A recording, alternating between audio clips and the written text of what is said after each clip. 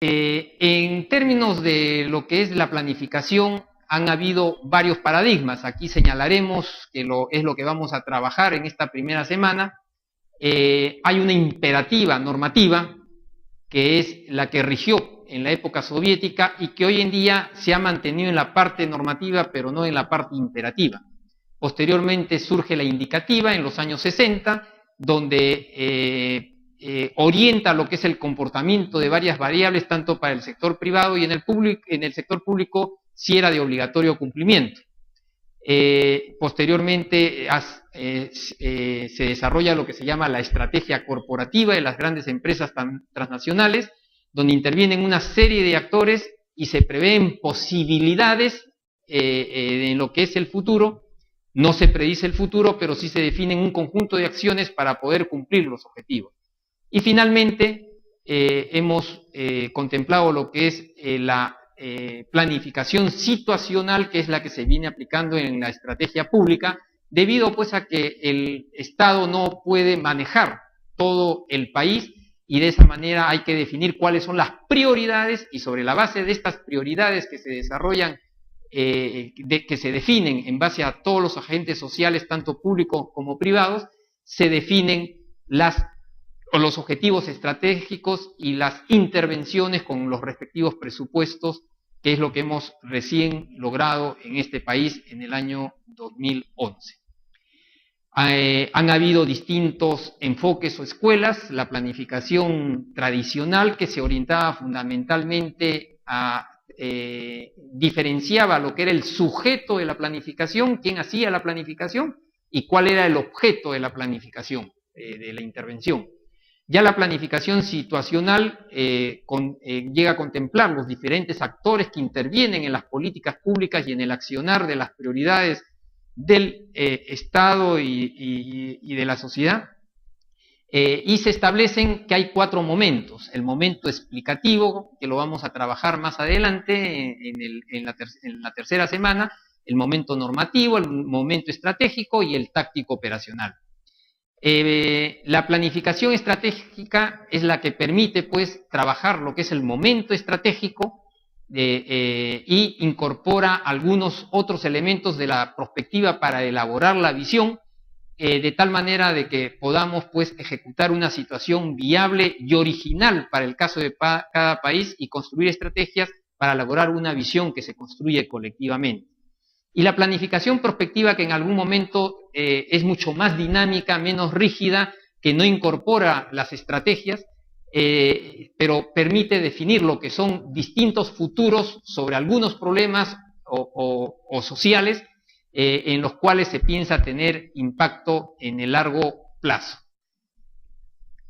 En los planes, existen varios tipos de planes. En función del tiempo tenemos los de corto, mediano y largo plazo. En términos tradicionales se ha denominado en el sector público el corto plazo hasta 1 año, mediano plazo de 1 hasta 5, 8 años y el largo plazo de 10 y más años, ¿no? Hoy en día se está proponiendo en el país que este plan bicentenario de 11 años pase a transformarse en un plan de largo plazo hasta el año 2050 para permitirnos definir mejor algunos indicadores y variables que el 2021 no nos lo permite realizar. Por su alcance tenemos pues los planes nacionales, como el plan bicentenario. Hay planes regionales, los planes concertados de desarrollo regional, los locales, que también son concertados y que muchas provincias, distritos y regiones ya tienen estos planes regionales, o también tenemos los institucionales, donde cada institución define cómo se ubica en estos planes nacionales. Hay algunos temáticos, el plan de población, del niño, y los operacionales, que normalmente son los que se encargan de presupuestar lo que se requiere hacer para cumplir los planes institucionales, que permitan a su vez cumplir los objetivos y las metas de los planes nacionales o regionales o locales. Por el contenido, tenemos otro tipo de clasificación, el estratégico, que son las grandes decisiones. Conforme cambia el medio ambiente, hay que definir qué estrategias son las que deben cambiarse, qué objetivos hay que ajustar frente a los cambios, como por ejemplo una crisis económica.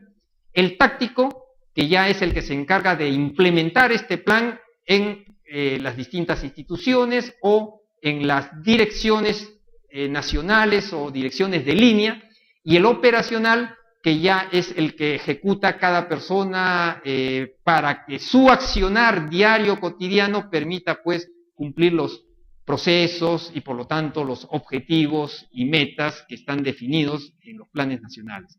Así también tenemos pues los planes que ya hemos visto, los territoriales, regionales o locales, los institucionales, dentro de los cuales tenemos dos tipos de clasificación, el general para toda la institución y el específico para cada área. Ahí hay el área de producción, en el caso de las empresas, ¿no? Y tenemos también las direcciones de cada ministerio o de cada institución pública que pueden hacer sus planes de área. Y tenemos también los planes temáticos, de algunos temas específicos que forman parte de la institución y que los podemos desarrollar. Bueno, las dos grandes enfoques que podemos definir a lo largo del siglo XX y lo que se están planteando en el siglo XXI, tenemos que en el planeamiento en el siglo XX se planteaba un Estado que intervenía, que definía estrategias y que intervenía en algunos sectores estratégicos, frente a ahora que se está planteando que el Estado debe ser subsidiario, dejar al mercado libre y más bien intervenir o apoyar, como lo ha hecho Estados Unidos en la crisis del año 2008.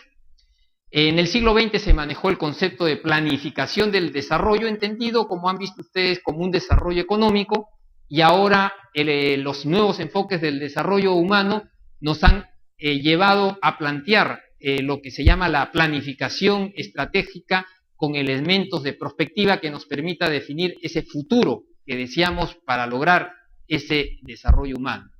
El siglo XX hubo mucho el sesgo sectorial, por ejemplo, los planes que proponía el Plan Nacional del Ministerio de Economía y Finanzas en la época que no hubo sistema de planeamiento, proponía que el Plan Nacional era el conjunto de planes sectoriales.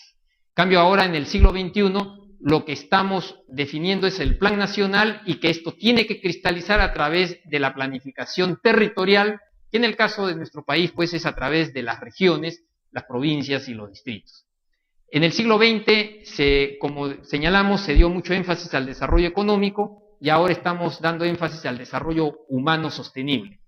En el siglo XX el enfoque era fundamentalmente tecnocrático, eran los técnicos los que hacían los planes y la población era objeto de la implementación de estos planes.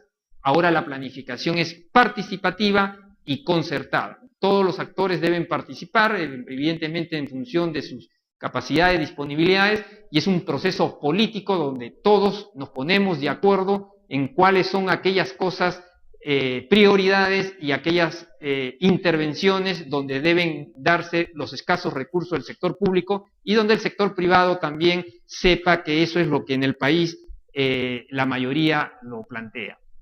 Los planes siempre nacen porque hay problemas, pobreza, desnutrición, poco desarrollo económico, falta de tecnología, y nos proponemos pues llegar a ciertos objetivos. Entonces, para eso hay que solucionar un problema. El problema tiene necesidades o demandas, o hay situaciones problemáticas, y los objetivos nos plantean soluciones a esos problemas, a esas demandas, a esas necesidades que surgen. Para resolver esto, la solución al problema, hay que ver quiénes tienen que intervenir en este problema para lograr esos objetivos. Hay roles, hay varias instituciones, la provincia, los distritos, donde hay, por ejemplo, desnutrición crónica o pobreza, ahí hay que intervenir de una manera distinta a lo que puede ser en otras zonas como Miraflores, San Isidro, donde no existe mayormente pobreza.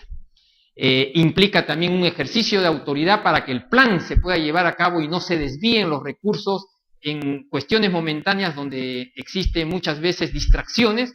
Hay que negociar muchas veces para poder llegar a efectuar lo que se requiere realizar, hacer análisis e interacciones que nos permitan pues llevar a cabo esto que llamamos los objetivos. Lo que es, a diferencia de lo que es el manejo emocional de un ser humano, la idea de los planes es que tiene fines y valores. En base a estos fines y valores, vamos a definir un proceso de racionalidad que se formaliza a través de distintos instrumentos y que en el Estado está bastante reglamentado, y en eso pues la planificación es el principal instrumento que nos ayuda. La política es un proceso que ayuda a definir qué es lo que vamos a planificar y qué es lo que vamos a racionalizar para que intervengan todos los actores y manejemos los recursos de la mejor manera. Y ya en la implementación hay que administrar eso que políticamente hemos definido y que hemos planeado y que hay que ejecutar. Entonces, la administración, la planificación y la política son tres elementos importantes para poder, pues, llevar a cumplir lo que el ser humano se plantea como fines y de acuerdo a los valores que se tengan. Un proceso de planeamiento tiene la etapa de formulación, la de ejecución y la de evaluación final. En la parte de formulación, que es prácticamente lo que vamos a desarrollar fundamentalmente en este curso, también va a haber lo que es ejecución. Ahí tenemos que elaborar el plan, lo que implica armar una línea de base con ciertas teorías que nos permiten evaluar cuáles son los elementos que hay que estudiar, averiguar cómo están, para poder después definir cuáles de estos son los que van a cambiar. Y ya en la ejecución tenemos que hacer un seguimiento para poder asegurar que podamos elaborar lo que se ha formulado. Y de esa manera llegar a los resultados que lo vamos a ver en la evaluación. Durante el seguimiento pues hay una evaluación continua, hay que ver los procesos y todo esto, tanto en la formulación como en la ejecución y la evaluación, podemos hacer sistematizaciones que nos enriquezcan los procesos que reiteradamente se van a formular, como por ejemplo los procesos de participación. ¿Cuáles son los requerimientos básicos para la planificación? Lo que sí es importante es que siempre haya el compromiso y liderazgo de los niveles directivos. Cuando no hay este compromiso, de nada sirve hacer planes que van a quedar ahí elaborados, pero que los líderes van a ejecutar sus propios deseos personales más que aquello que ha sido concertado. Tiene que haber una instancia responsable con capacidad técnica y política. Ya en nuestro país tenemos pues al CEPLAN y hay otras instituciones que también están interviniendo, como el Colegio de Ingenieros, que está elaborando un plan al 2020, que comprende pues serie de técnicos y muchos políticos que participan en esas comisiones que están elaborando este plan. Tenemos que tener una regularidad y continuidad en la aplicación, no hay que distraerse, hay que asegurar, y por eso la planificación tiene que ser cronogramada para saber día a día, mes a mes, qué es lo que debemos asegurar que se logre. Hay que institucionalizarlo en los procesos que se dan a través de las distintas normas, desagregarlos en objetivos estratégicos con metas en lo posible medibles. A veces es difícil porque no nos ponemos de acuerdo en cuáles son los mejores indicadores, pero eso a través de un proceso tenemos que tratar de transformar siempre aquello que es cualitativo, medirlo de alguna manera para poder asegurar que se esté avanzando en lo que queremos lograr. Usar y generar la información adecuada. En el caso del sector público tenemos la información que maneja el INEI con una serie de estadísticas, encuestas, el MEF a través del presupuesto, el RENIEC que nos da información sobre la ciudadanía, el Sistema Integral de Salud, el Banco Central de Reserva, las tecnologías de información, etcétera, ¿no? Una serie de instituciones que generen información o que nos facilitan el uso de información. Hay que articular el presupuesto a la toma de decisiones. Como sabemos, el presupuesto sigue siendo inercial. Cada institución y cada persona gana su sueldo, se le da dando un presupuesto, pero no está cumpliendo los resultados y aquellas finalidades y objetivos que se planean, sea institucionalmente o ahora que existe el Plan Nacional. Hay que concertar y validar los objetivos y las metas y difundir los resultados, hacer con transparencia, poder plantear pues ir informando sobre aquello que estamos obteniendo. En el caso de la planificación en las instituciones públicas, este es un ejercicio de formulación y establecimiento de objetivos de carácter prioritarios que deben de estar en el Plan Nacional, cuya característica principal es establecer cursos de acción, esto le llamamos acciones estratégicas para alcanzar esos objetivos. Entonces, la planificación es una herramienta clave que apoya lo que es el proceso de toma de instituciones en las instituciones públicas. Entonces, es una herramienta imprescindible para identificar prioridades, asignar recursos y avanzar en una asignación comprometida con los resultados. ¿En qué consiste esta gestión orientada por resultados? ¿Qué es en la etapa en la cual nos estamos moviendo? Es la identificación de objetivos con sus respectivos indicadores y metas que nos permite evaluar estos resultados. Hay que identificar los responsables del conjunto de estas acciones que van a llevar a los resultados. Hay que establecer un sistema de control de gestión que ya no es el castigo, sino es el control que nos permita asegurar que esta gestión interna y los procesos que se están llevando realmente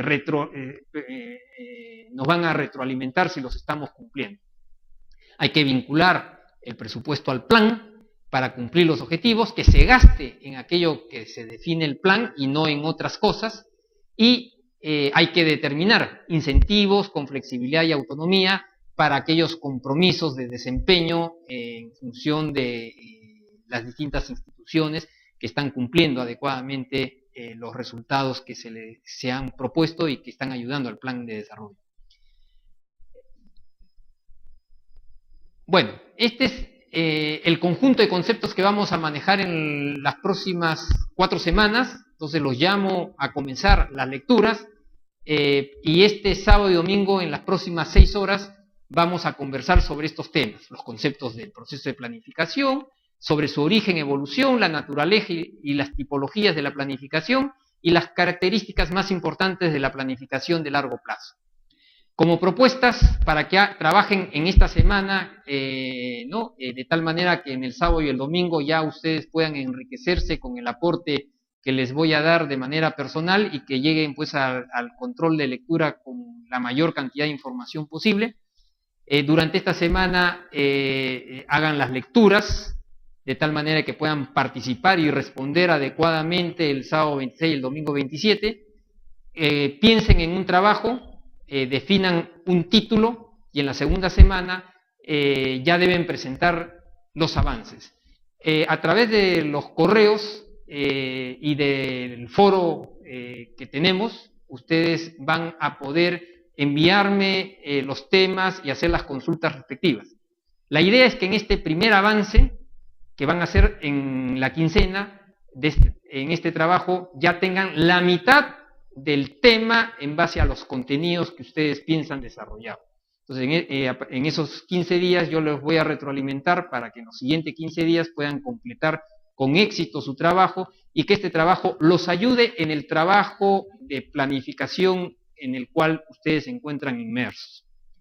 Entonces, el control de lecturas va a ser el miércoles 30 de noviembre y hay que intervenir en el foro que les voy a plantear a través de una pregunta que va a ser semanal a lo largo de esta primera semana.